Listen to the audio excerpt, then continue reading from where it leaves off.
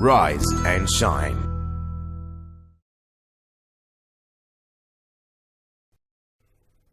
Welcome back to Rise and Shine. You're with your favorite morning show, and we are on the last half an hour of our program. It's past 7 o'clock, and we have a very interesting personality to discuss about a quite current and pertinent topic today. And this is Mr. Bandula Abeysinghe, who is also an attorney at law, and he's the CEO of Zenith Immigration Inc. Canada, and he's a regulation Canadian immigration consultant who will be talking about a very controversial and much talked about topic, which is immigration, and we'll be discussing about the so-called, how do I say this, taboo around the topic, and how there are a lot of misconceptions, circulating this idea, and how in the proper light, in the correct light, it is quite an important resource and investment for us as a country. Good morning to you, sir. Good morning. Well, let's we start with the idea of immigration first. Yes, immigration actually is people moving from their country of birth to some other country, mainly looking for better opportunities. Let me begin with something different. I want to relate that to this immigration and its benefits and losses to the country. Now, if we talk about an electric car, and we all know our perception is electric car is actually a benefit. It saves money, it saves the environment. Actually, in reality, in Sri Lanka, electric cars run on diesel. I mean, I am talking not about the hybrid cars. Yes. I am not talking about the hybrid. Total 100% electric cars. The reason being, in Sri Lanka, actually, we have this power problem, power shortage. Now, only 23% of power is produced through hydro power generation, and 37% from diesel powered plants, and another 40% from coal power. So, in reality, electric cars burns diesel.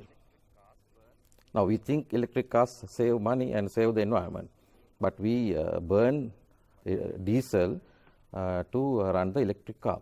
Now, in reality, actually, petrol cars are better than the electric car. Now, why I told about this is we have lot of misconception, myths, perceptions that are not right. So, it's the truth and the reality. I mean, the reality and the perception may be different. Now, when it comes to migration, let me give you the statistics about the foreign remittances to Sri Lanka. Okay. We all know the main foreign exchange earner for Sri Lanka is the remittances, the people sending money. Who are sending this money to Sri Lanka? If I ask anybody this question, almost everybody would say the people working in the Middle East. Let me give you the statistics. In 2017, Sri Lanka received about 7.2 billion US dollars as remittances.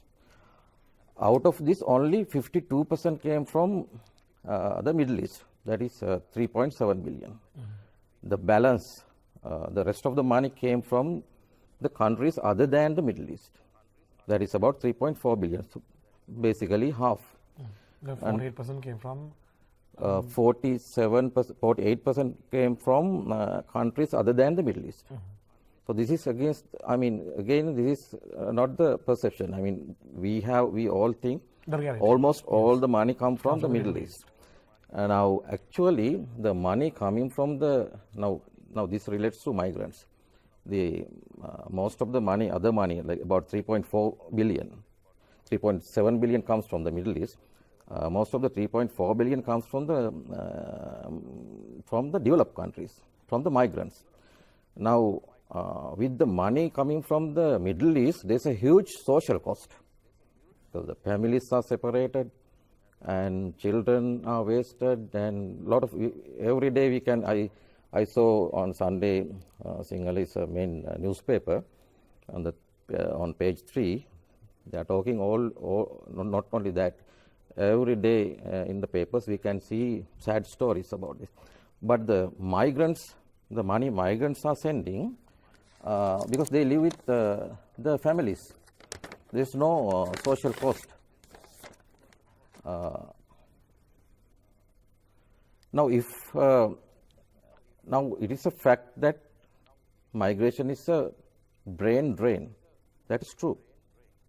But for a country like ours, now it has become actually an essential income. Now, if we just imagine if we brought all those immigrants back to Sri Lanka, what would happen? We would lose about $3 billion that is coming from them. Not only that, actually it is a double jeopardy situation. We will have to send more and more mothers to the Middle East to cover that loss actually. Other than that,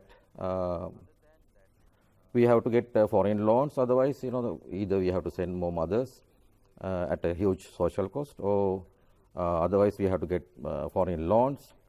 And actually, I have seen some newspaper reports.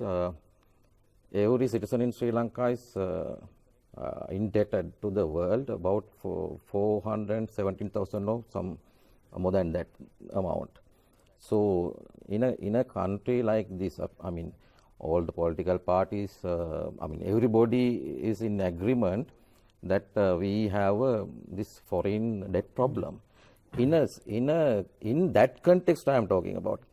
Brain drain is not a good thing, but in that context, we need this kind of money coming from the migrants, actually skilled people. If we say a housemaid, as I said, at a huge social cost, if she is sending about 50,000 rupees to Sri Lanka, a skilled person employed in a country like Canada or US or UK, they will be sending much more money. Actually, they are sending money to their parents, to relations. They visit Sri Lanka, they donate to Sri Lanka. That kind of more positive money and more clean money coming from the migrant side. Because of that, I think we, as a nation, it is actually tragic. Our people have to go. I myself is a migrant actually, but I have come back to Sri Lanka. I am now doing something back to the country. And another thing, before I go back to that thing, now think about exports or industries, tourism. Now there's a cost of production. The money remitted by the migrants and even the temporary workers, there's no cost of production. And the other thing, if we bring all those back to Sri Lanka, we have to give them jobs. We have to give them education, their children. We have to give them health care, roads, resources. So which is more cost for us. Exactly. The resource distribution as well, because more people come, the influx of more people, then the exhaustion of resources is higher in the country. Exactly. And also getting to know that even to compensate for the brain drain, besides the cash inflow, what is the other investment we get as a country from skilled migrants? Yeah, that's a very good question. Now, this is actually a very hidden thing. Now, I'll give you 2 examples. Now, I have this paper cutting. This is about 3 brothers who migrated to Canada, setting up a plant in Meerigama processing zone. Actually, they are from the north. They went to Canada in 1983, but now they are doing an international business in the Meerigama, I think, free trade zone. Now, another example, the Glenrock Hotel in Beluhulle. Now, it has only 10 rooms. Now, they are catering to only the high-end market, and 90 or 95% are foreigners. In a very small village, without damaging the social fabric, that has been developed to attract foreign investments. So, these are smart ventures. Now, both these ventures are operated and invested by migrants. Actually, this the Glenrock, I have been operating, I have been developing this as a model for tourism, not to attract the money that circulates within Sri Lanka. We are targeting the foreigners, and we are giving with only 10 rooms. Now,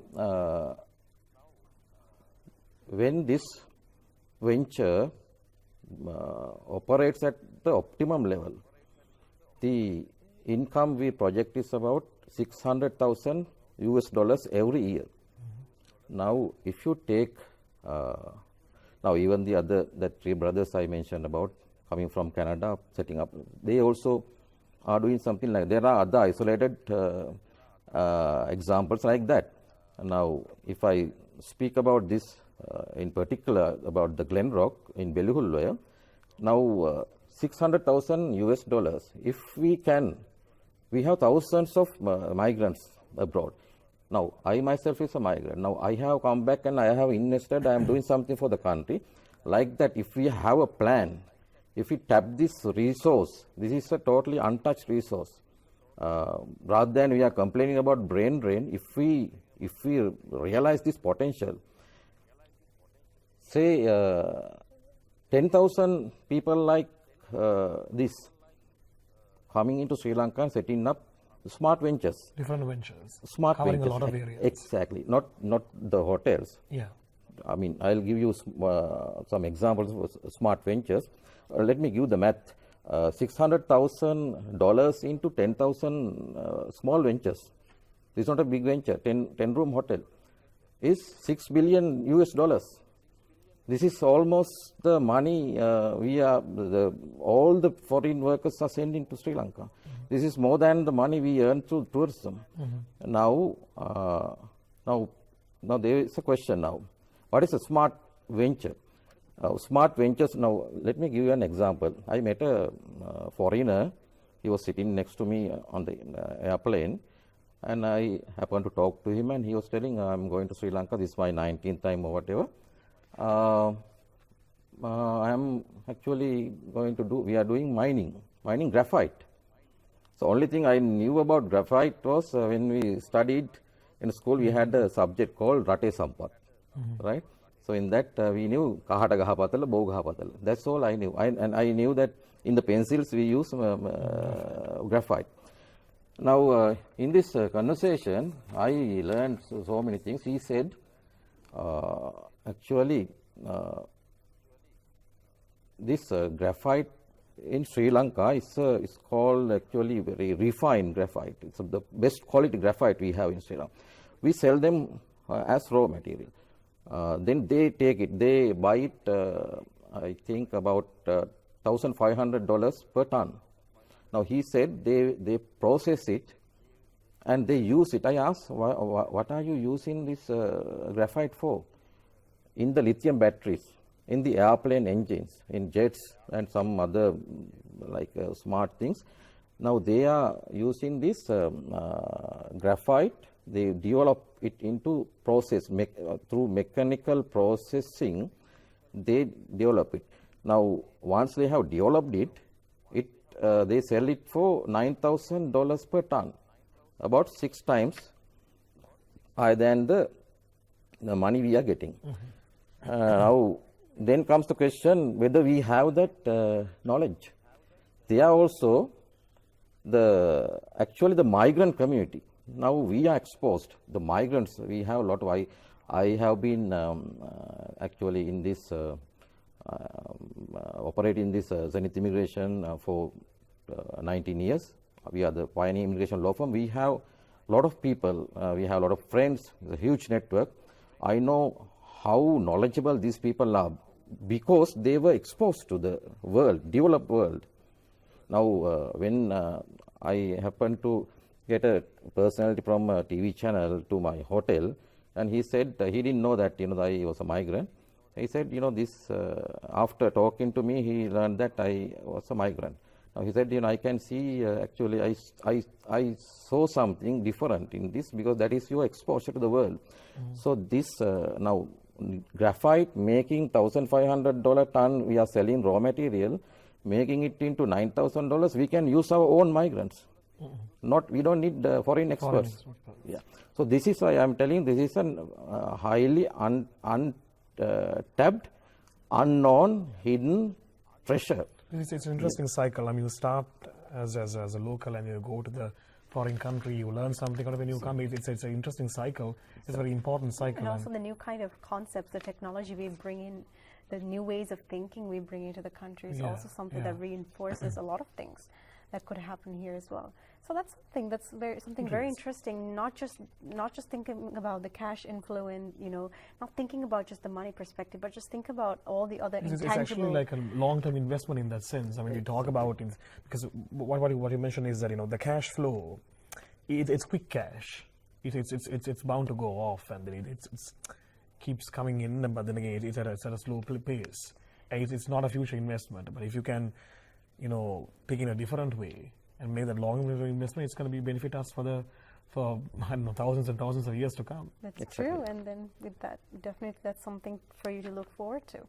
Yeah. And with that, we want to thank you so much for joining with us on the show and for kind of enlightening us with this valuable information, because this is something that a lot of people don't look into as much. This is something very indirect, very underlaid kind of an influence that we have by foreign employment. So this is something to think about. This is one way you can serve your country by being far away from home. So something to look into. So much of exciting things and not something that should be discouraged and shunned and not talked about. That's true. Because it's going to be the future, and if you make a good investment and a good let me tell just one thing. Now, remember I mentioned $600,000 we earn from this one smart venture, small one. If we get 10,000 people, we can do that. As I said, we have the network, but they need the conducive environment for that. That is $6 billion every year. $6 billion into 11 years is $66 billion. It is our foreign debt. We can settle the whole foreign debt by utilizing this potential, actually. Yeah. We don't have to we don't have to sell national assets. And we don't have to get more loans to cover that amount. So exactly. The cycle can be broken. Exactly. The vicious cycle can be broken. So hopefully the next decade will be somewhere where we'll be improvising into this untapped potential we have. And with that thought, is it time for us to wrap up? It is time for us to wrap up, and it was a very informative, a very enlightened discussion. I think that everybody should be taking very, very seriously. And it's quite a change for a Wednesday morning, because we usually bring this artist and artistic personality. While it's important, it's important to know that there are other personalities out there who's really, really in the crux of the matter, helping us out and developing our country and bringing something back into our country with the experience. This was Mr. Bandula Abeysinghe, attorney at law, and he's a regulated Canadian immigration consultant who is the CEO of the Zenith Immigration Inc. Canada, who enlightened us for half an hour. Thank you very much, sir. Thank you. For coming on the show. And with that, it's time for Hiroshi and I to say bye-bye on this beautiful Wednesday morning. Have a good day. Have a productive day. Have an enlightened day. And we're going to see you tomorrow, same time. Goodbye.